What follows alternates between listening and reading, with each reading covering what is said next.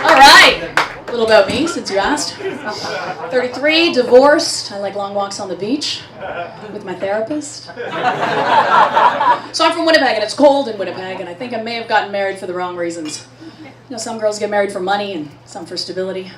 I got married for body heat. I think it's cold here. This is tropical compared to the prairies. You see a guy with a little belly fat, a little back hair, and you're like, ugh. You see that same guy out west? You're like, fuck yeah. Insulation. You want to lock that down.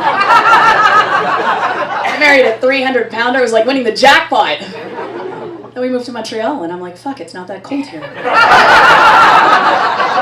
So we got a divorce, which worked fine until the Arctic freeze this week. Then I'm like, maybe we should work things out. I recently decided to get back into the dating scene, but I haven't been really single since I was 17. I don't even know if the same pickup lines I used in high school still apply. Hey, do you want a blowjob under the bleachers? Might lose something. You're kidding, that one works every time. Gets me in trouble with parents, though.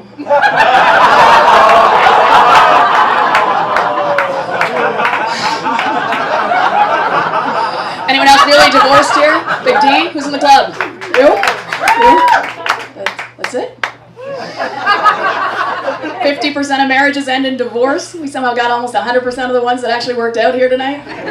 Secret to a happy marriage is date night at Yuck Yucks. Genius! Married in Montreal. You guys are missing out, because you know what's awesome about dating in your 30s?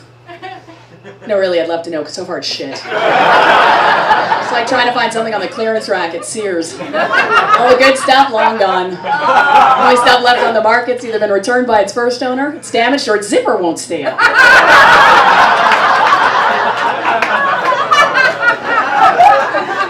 And while maybe marriage wasn't really my thing, turns out I am really good at the one-night stand. Yeah. For those of you who haven't really dabbled in the old one-nighter, there's 3 things you have to worry about. STDs, unwanted pregnancy, and telling a perfect stranger his morning breath smells like moldy assholes. This guy sleeps over recently. We'll call him the fireman. 1, to keep things simple, and 2, I can't remember his name. I think it was Tom. Might have been Tim. Small chance it was Jenny. There was a lot of vodka that night. So he's at my place, and he's saying really sweet things like, I'm married. So we do it. And then I pass out, which is pretty standard for me after a night of hard drinking. It was a Tuesday. So I wake up the next morning and I realize in horror what had been a beautiful, charming fireman the night before, with the help of 17 tequila shots, had somehow morphed into this massive, hairy, snoring beast. Like we're talking Rob Ford's twin brother. Like, I don't know if the fireman ninja'd out of there in the middle of the night and let this guy in, or if maybe I should just stop drinking so much.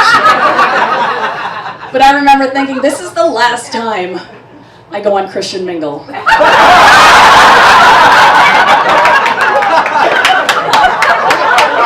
And then Tubby here wakes up, and he wants to go again. And I mean, I'm repulsed, right? But I don't really have anything else going on that morning, so I figured, no, I'll close my eyes. So he reaches in for a kiss, and I guess something must have died in his mouth overnight. Like I don't know if a possum got in there or what, but it was not good. So I get up and I go crack open a spare toothbrush, and I come out and I try to be all cutesy with it, right? Like, hey, big boy, here comes the train, open for my So he gets up and he goes and brushes his teeth. Turns out there weren't that many left to brush. And then I take one for the team in this case being you guys, because we all know bad decisions make good stories. And he finally goes home to what I can only assume is a room in his parents' basement. And this is where the problem comes in. I go to the bathroom and I see this toothbrush lying there on the sink mocking me. Used once. What do I do with it? I mean, there's a chance he could sleep over again, right? Because let's be honest, who doesn't have a little Rob Ford fetish, ladies? But there's a chance someone else could sleep over first. So do I throw it out? That's a $4 toothbrush. I can't keep handing these things out every time someone sleeps over. The rate I'm going, I'll be bankrupt. So do I keep it? Just start labeling them. Fireman, throw in a drawer. Next time he comes over, he opens it up, sees his is ninth from the right. That doesn't look good. Between architect and surgeon? Who are we kidding? More like between pizza delivery guy and balding dog walker. But it would be a good way to keep track of numbers. Fighting black and getting laid would be my motto. Sponsored by Colgate. Now the other thing about dating is you can't just show up all hairy canary anymore. Like there are grooming rituals now. Barbaric grooming rituals. Turns out men don't want women to look like women, they want us to look like we're 9. My girlfriend says to me recently, honey, you need to get a Brazilian. I'm like, great, what's his name? I got a toothbrush for him. Turns out this one is way less fun. Now, for those of you who don't know what a Brazilian is, it's like when they take maple syrup and they pour it in the snow in Tremblant and they rip it off with a popsicle stick. Only in this case, instead of maple syrup, it's scalding wax, and instead of snow, it's your vagina. So I'm back home recently, I make an appointment, fork over $60, which apparently is the going rate for genital torture. And they tell me to get completely naked and cover up with this little face cloth. So I go to the room, strip down to my birthday suit, hop up on this metal slab, cover up with the eye patch, and I think, this is really awkward. And then the door opens, and this familiar voice says, Chantal, is that you? I turn around, and it's the one girl I hated in high school. She now waxes vaginas for a living. My vagina. Didn't see that one coming on career day. Doctor, lawyer, vaginal hair remover. That one sounds nice.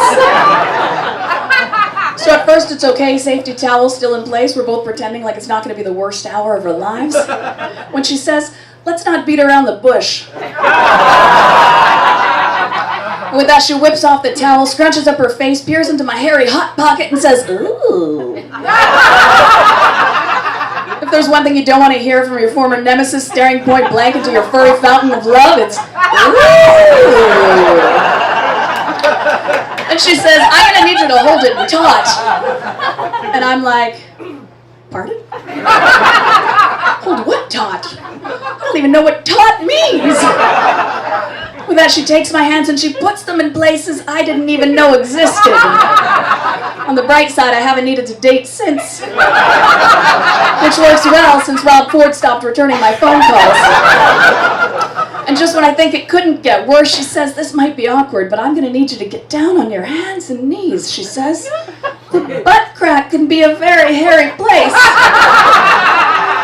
Like, I'm naked, right? I'm thinking there's no way I'm getting down on my hands and knees. And 30 seconds later, as I'm down on my hands and knees, I think, how did this just happen? And she starts to lube up the crevice, which for the record was not that hairy, boys. Call me. I start to think, you know what, this is not bad, actually. It's kind of warm, it's kind of sticky, you know, it's kind of bad, but it's kind of good. And then she rips the wax, and it was all bad. It was no good. And as the tears well up, I think, when you were cheating off me in grade 10 math class, did you ever think you'd be staring into my no-go zone one day? But I don't say that. I turn around and I say, well, you look good.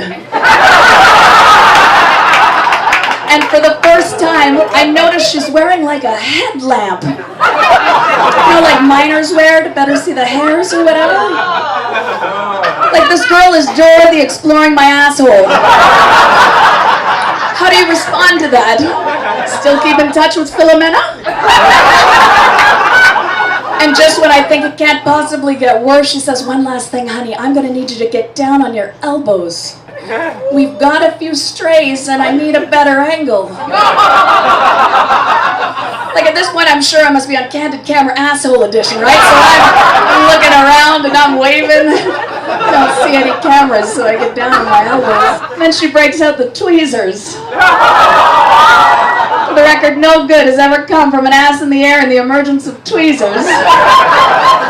And as she separates the moons and reaches into the vortex that should be explored by no one, except maybe a first date with a fireman after a few tequilas, she tweezes a hair I swear started on my tonsils, like I felt that shit all the way down. And as the tears well up, and and her face hovers dangerously close to my holy land.